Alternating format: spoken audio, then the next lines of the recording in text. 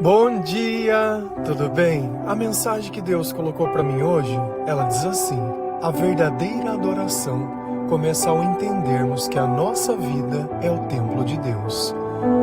Senhor, tende misericórdia de nós. Perdoa, Pai, todos os nossos pecados. Livra-nos de todo o mal. Nos afasta de tudo aquilo que não vem de Ti. Nós agradecemos, Senhor, por mais esse dia, pelo alimento, pela palavra, pela presença. Aceita, Senhor, essa nossa oração, esse nosso louvor, pois nós Te amamos, bendizemos, adoramos. Somente Tu é o nosso Deus e em Ti confiamos.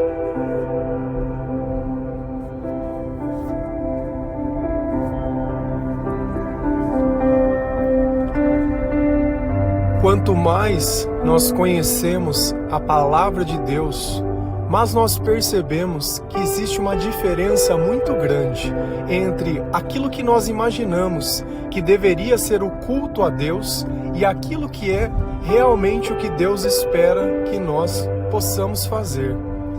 Então, quando eu não acreditava em Deus, para mim Deus era a igreja. E era preciso que eu fosse à igreja e me submetesse àquelas pessoas para que eu pudesse ter intimidade ou estar na presença de Deus. E assim, muitos o fazem, buscando a igreja como se fosse o centro da vontade de Deus. Mas a vontade de Deus, ela não é algo que eu posso ver, ela é algo que eu posso sentir. Todos nós temos um corpo. Mas enquanto nós não reconhecemos Jesus como nosso Salvador, enquanto nós não nos arrependemos dos nossos pecados, dentro desse corpo existe um espírito que ele está morto. Um espírito que precisa nascer de novo. Porque aparentemente, quando nós conseguimos respirar, ou que nós temos ideias e pensamentos, ou podemos minimamente fazer aquilo que nós achamos que é da nossa vontade, nós acreditamos de forma errada que isso seja a vida. Mas viver em escravidão não é vida. Imagina que se você tivesse que nascer e desde criança tivesse preso dentro de uma prisão e nunca pudesse ir para lugar nenhum, o máximo que você ia decidir é dentro daquele quadrado que você está preso, é para que lugar você iria. Você não poderia escolher o que você ia comer, você não poderia escolher o que vestir, você não poderia escolher nada. Você ia apenas obedecer àqueles que te governavam. E essa é a nossa vida. Nós vivemos tentando agradar os carcereiros, como se assim eles viessem a dar liberdade, porque nós somos bons meninos, porque nós tivemos um bom comportamento. E no final, o que a gente tem? E o que a gente recebe? É só ingratidão. Então, independente da forma que você se porta, o diabo sempre vai te castigar. Você sempre vai continuar morto.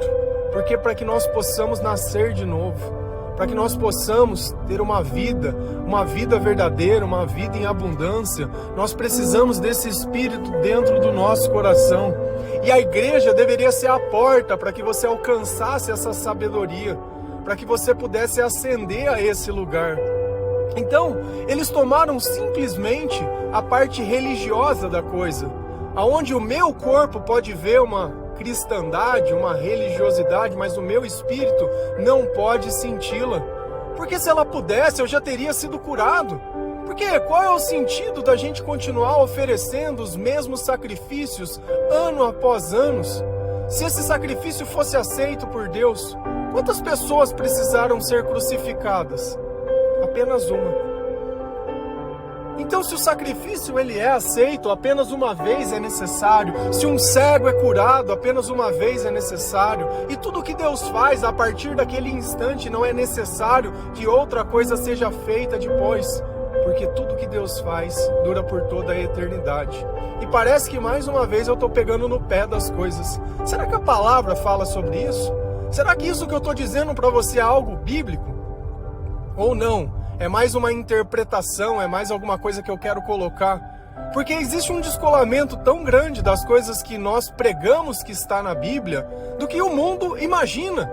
Então, se o mundo é do maligno, a imaginação que está no mundo também é do maligno. E é por isso que as pessoas tentam buscar o Senhor, mas não encontram. e assim elas ficam complementando esse Deus com rituais e com coisas que não tem nenhum tipo de alegação na palavra, nenhum tipo de ensinamento. Se a gente vai lá em Hebreus 9, versículo 1, 11 e 14, a palavra do Senhor ela diz assim: a primeira aliança tinha leis sobre a adoração e tinha também um santuário construído por seres humanos, onde se adorava a Deus. Mas Cristo veio como grande sacerdote das coisas boas que estão aqui. A tenda em que ele serve é melhor e mais perfeita, e não foi construída por seres humanos, isto é, não é deste mundo. Por meio do Espírito Eterno, ele se ofereceu a si mesmo a Deus, como sacrifício sem defeito. E o seu sangue nos purifica por dentro, tirando as nossas culpas. Assim, podemos servir ao Deus vivo, pois já não praticamos cerimônias que não valem nada. Então Paulo, nessa carta aos Hebreus, ele acabou de dizer exatamente o que eu disse. Que lá no começo, a primeira aliança tinha leis sobre a adoração e tinha também um santuário construído por seres humanos. Então lá no começo, quando Deus começou a falar com Moisés, quando Deus entregou as leis para ele, nos 5 primeiros livros da Bíblia vai estar descrito sobre isso.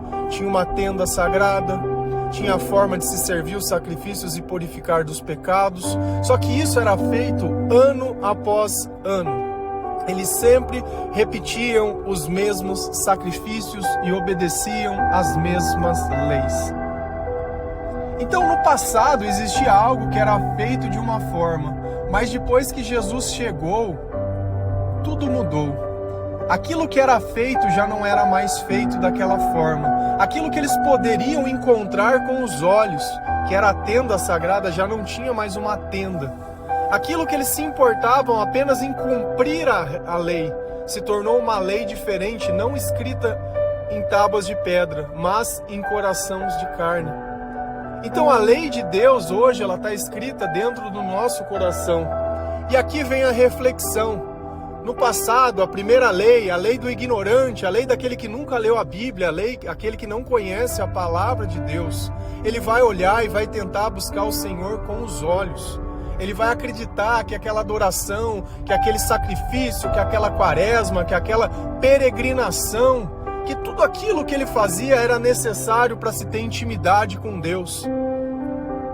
Mas no sozinho, no secreto, essa pessoa chorava, se desesperava, vivia como as pessoas que não tinham Deus, sentia como as pessoas que não tinham Deus, procuravam a cura como as pessoas que não tinham Deus, complementava a fé como as pessoas que não tinham Deus. Porque se ela tivesse sido curada e se Deus estivesse realmente dentro dela, esses outros comportamentos não seriam necessários.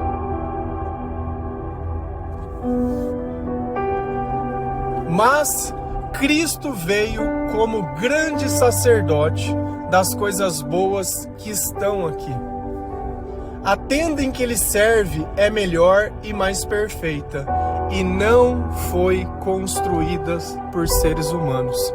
Então aqui existiu uma ruptura. No passado, as pessoas adoravam aquilo que elas podiam ver, mas depois que Cristo veio como novo sacerdote, com um novo conjunto de regras e leis, isso já não é mais feito dessa forma.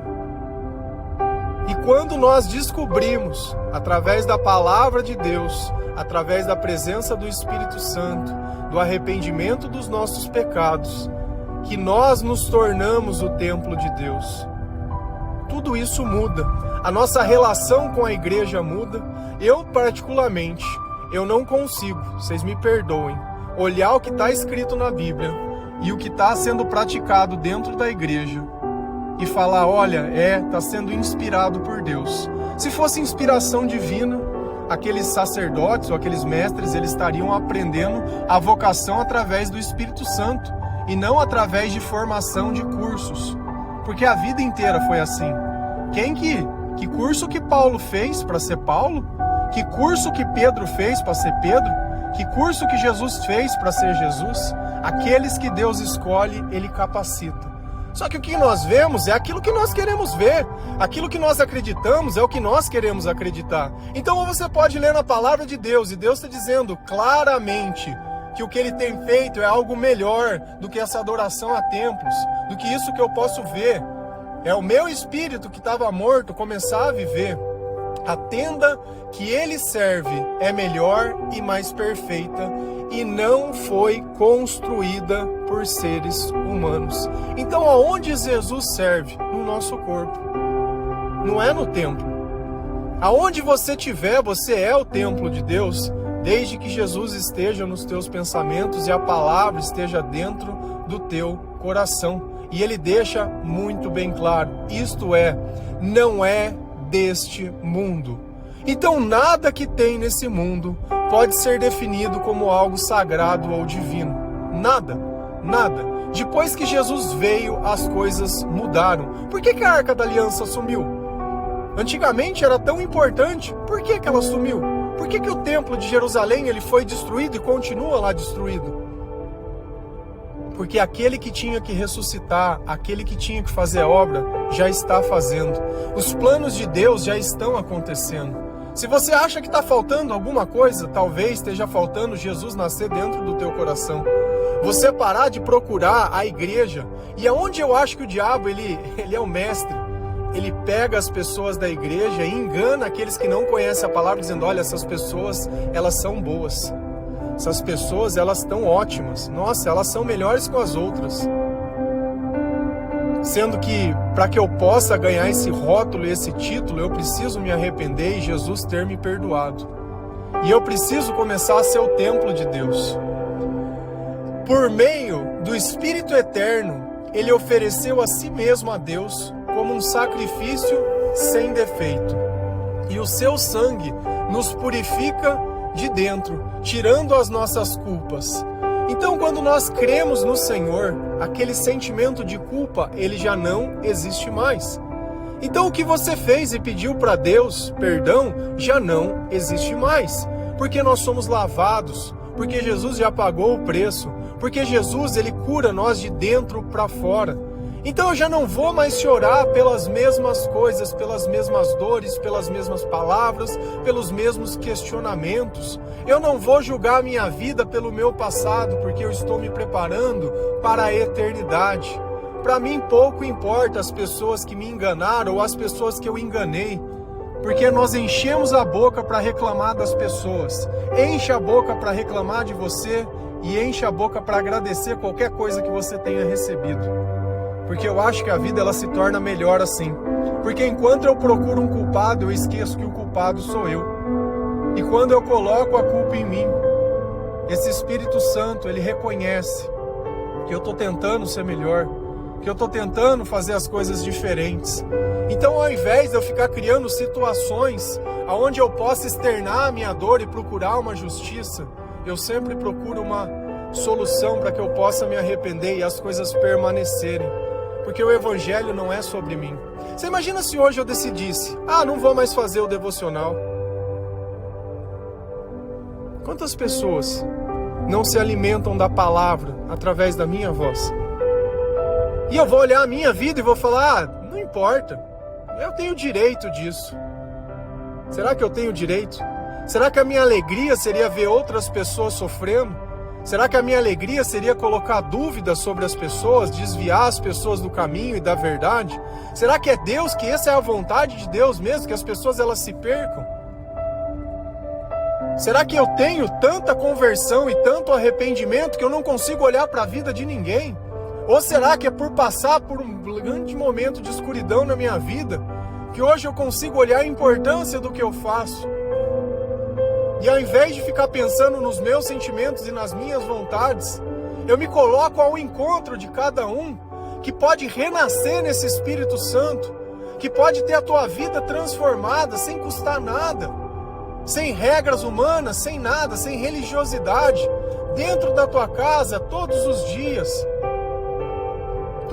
dias buscando ser melhor, buscando ser o templo de Deus. tirando as nossas culpas. Assim podemos servir ao Deus vivo. E por que eu posso servir a Deus? Pois já não praticamos cerimônias que não valem nada. Ah, mas não pode ser assim. Não aceito. Não foi assim que eu aprendi. Está escrito na palavra. Para mim poder servir a Deus, eu tenho que abrir mão de cerimônias que não valem nada. Por que nós não vemos mais animais sendo queimados? Por quê? Está escrito na palavra. E aí? Qual é o ponto? Ou nós vivemos o que o Evangelho proporciona, ou nós não vivemos. Não existe um outro caminho, não tem outro Evangelho. É esse. E é desse jeito, e é isso que Deus está dizendo exatamente claro e cristalino. Então, para mim poder servir a Deus, eu não estou servindo a ninguém. Eu não sou de célula nenhuma, eu não sou de igreja nenhuma, eu não recebo recurso financeiro nenhum, não sou de denominação nenhuma. Eu prego o que o Senhor coloca no meu coração. Você imagina se eu fosse católico, como é que eu ia criticar aquilo que a palavra condena? E se eu fosse evangélico, como é que eu ia criticar aquilo que a palavra condena? E se eu fosse lá da congregação cristã, como é que eu ia criticar o que a palavra condena? Porque existe um descolamento. O que eu faço certo, isso é certo. E o que eu não faço? E se eu fosse da metodista? Cada igreja tem uma loucura, porque alguém não concordou com alguma coisa que alguém fazia. E aí começou a loucura. E esse monte de denominação e derivação. Não gosto do que um faz para mim, eu crio uma nova igreja. Poxa, mas eu achei que nós tínhamos que servir a Cristo, não ao meu gosto. Eu não deveria me colocar ao jugo das pessoas, mas ao jugo de Deus, ao jugo da palavra. Então, se Jesus é o meu sacerdote, se Jesus é o grande sacerdote, se o templo que ele constrói não é feito por mãos humanas, se o sacrifício que ele pagou é perfeito, que precisou ser feito uma única vez, diferente da lei antiga, que precisavam se oferecer sacrifício ano após ano, eu vou servir ao quê? Aos homens ou a Deus? Eu tenho que escolher, eu tenho que fazer uma escolha. E o despertar do Espírito é justamente isso. É você decidir a quem você vai servir. E a quem você vai servir? É as cerimônias? É continuar fazendo o que você sempre fez? O nascimento de Cristo é o Natal, né? Não é o Deus Mitra, o Deus Sol, não. Não é uma festa pagã. E todas essas festas de santo não são festas pagãs, não são. Então vai estudar um pouco. Antes de você defender as coisas que alguém te disse, estuda. Vai lá no Google e começa a pesquisar.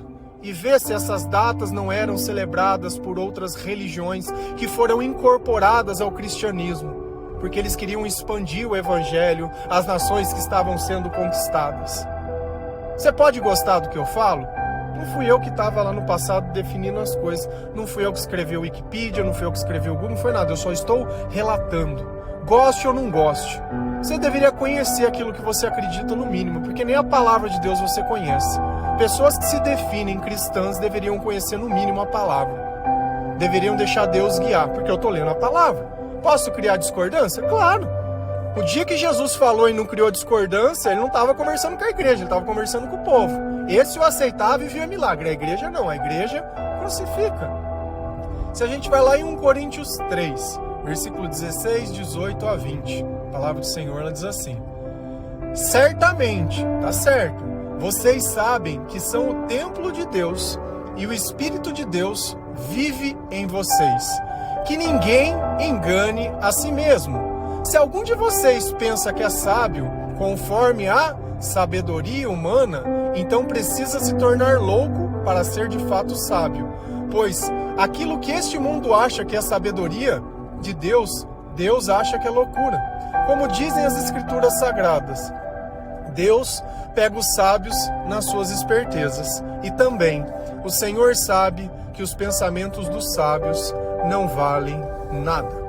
Então Paulo, nessa primeira carta aos Coríntios, ele está dizendo o quê? Certamente, isso é certo. Eu não sei se você sabe, eu não sabia.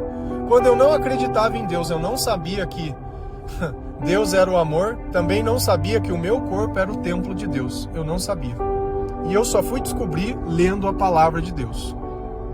Certamente vocês sabem que são o templo de Deus. Então, eu não estou inventando nada novo. E aquilo que está escrito lá em Hebreus também não é mentira. Então o templo é construído por quem? Por Deus e não mais por mãos humanas. E que o Espírito de Deus vive em vocês. Então por que eu deixei de estar morto espiritualmente? Porque o Espírito de Deus vive em mim. Antes nós éramos um corpo com uma alma. Hoje nós somos um corpo com alma e espírito.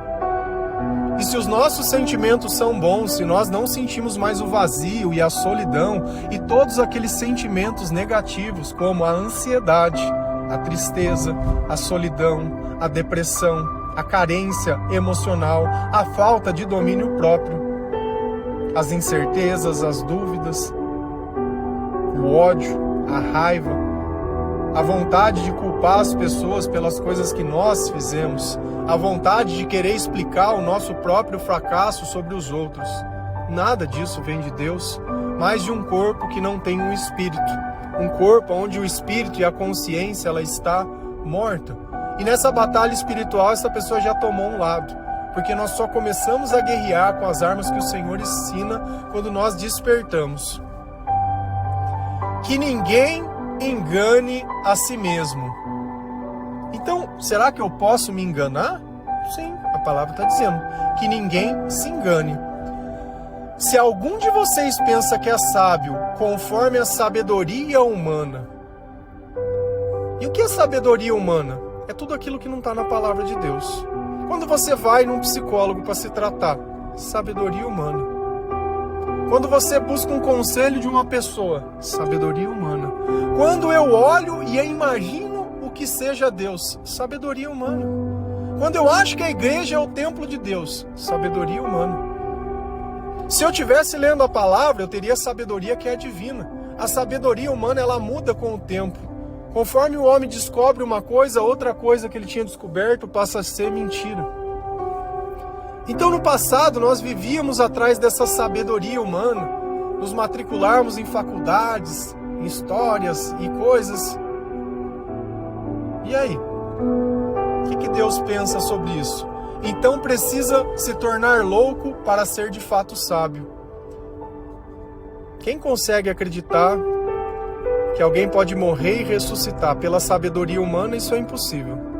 Quem poderia acreditar que um homem jogado ao mar pudesse ser comido por um peixe, ficado 3 dias lá fora e ser cuspido de novo, para pregar a mensagem para um povo se arrepender?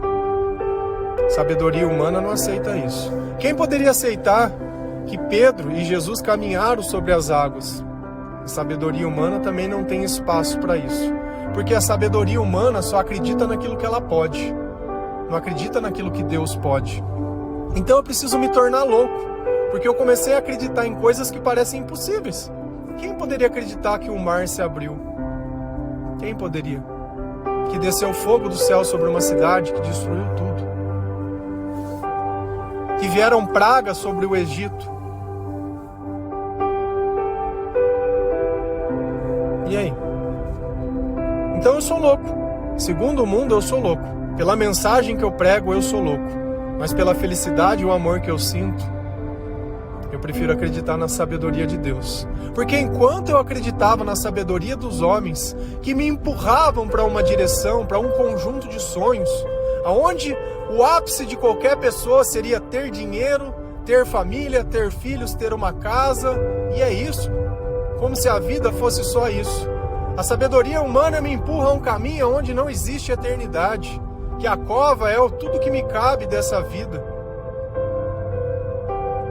Então eu sou louco segundo essas coisas.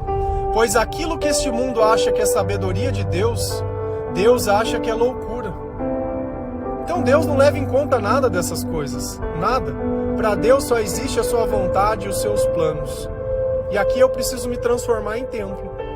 E eu preciso saber que um templo precisa ter culto.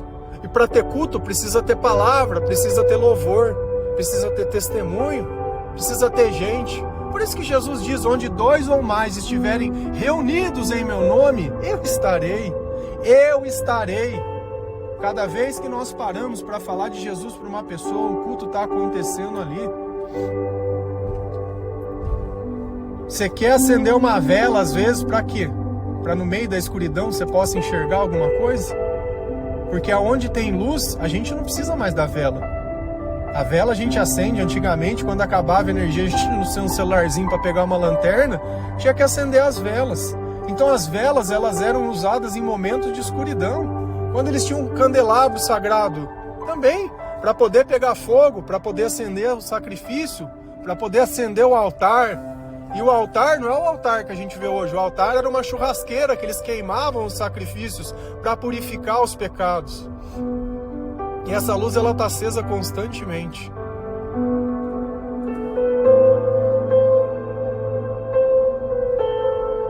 Deus pega os sábios nas suas espertezas.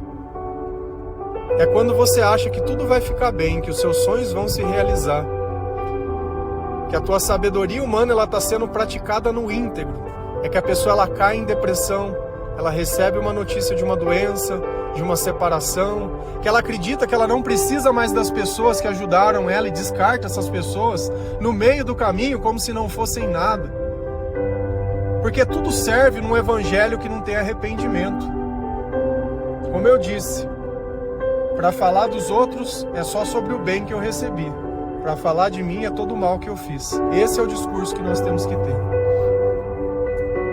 Para falar dos outros é para falar sobre Jesus, não para ficar debatendo a sabedoria humana, porque essa sabedoria não salva ninguém, só condena as pessoas à desgraça dos seus próprios sentimentos.